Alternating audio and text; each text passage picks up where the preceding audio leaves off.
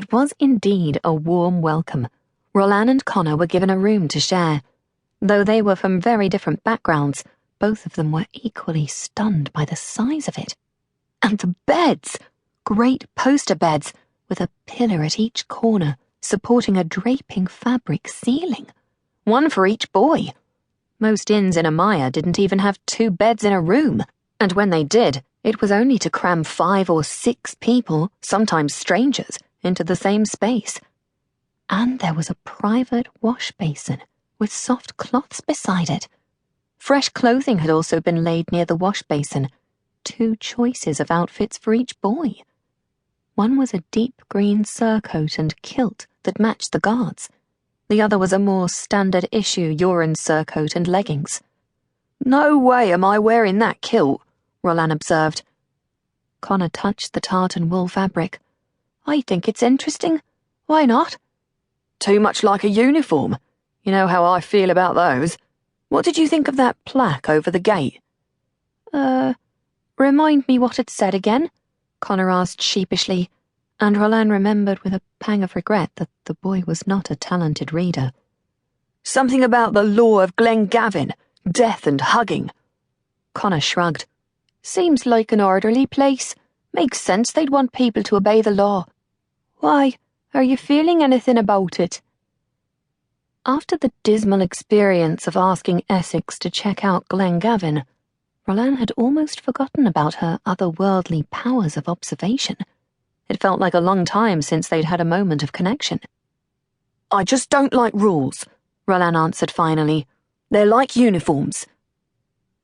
The boys continued poking around in the room. All the furniture was very fancy and probably expensive, but that impressed Rollan less than the pillows. "Probably 1,000 geese were plucked to fill this thing," he told Conor, burying his face into it. It was a cloud of indistinct perfection. 2,000, Conor replied drowsily. Neither boy had had a decent night's sleep since well before Trunswick. "Did you see the wash basin? You can get rid of your fresh smell." He made a face as he said it, so that Rollan knew he was joking about Rollan's comment to Meilin earlier. "Oh, sure, I'll get right on that." But neither of them did.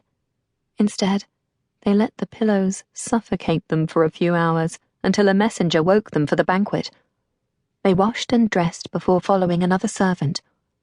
The great hall was as richly decorated as the gardens. A woman in a brilliant dress played a skin-headed drum. A man in a matching tunic played a set of humming bagpipes. A younger teen played a carved wooden harp. The sound beat up the tapestry-covered walls. "Look at this place," Conor said to Rollan. "Look at you," Rollan replied. Conor had opted for the kilt. Rollan had not.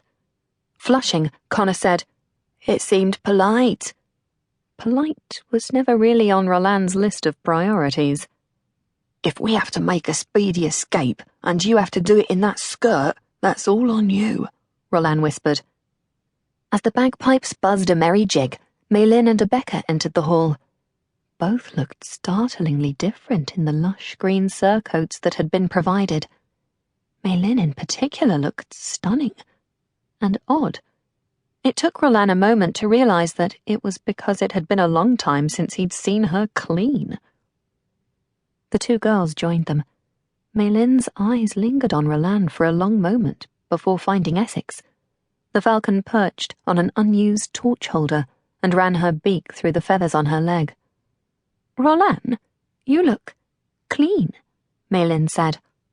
Her gaze still seemed to linger on him a little longer than usual, a fact that didn't bother Rollan a bit. "Hey!" Conor protested. "Oh," Meilin added hurriedly, "you do too. The green, brings out your eyes. It's nice to be staying somewhere civilized." "More civilized than I'm used to. Any sign of Rumpus?" Conor asked. Rollan said, "Yeah, any boars running around the castle?" "Actually," Abeke pointed out, "there is a tapestry with a boar on it in the hall near our room. I think it is Rumpus. I asked the servant who led us here, and she said he was the boar in the gardens, but nothing more."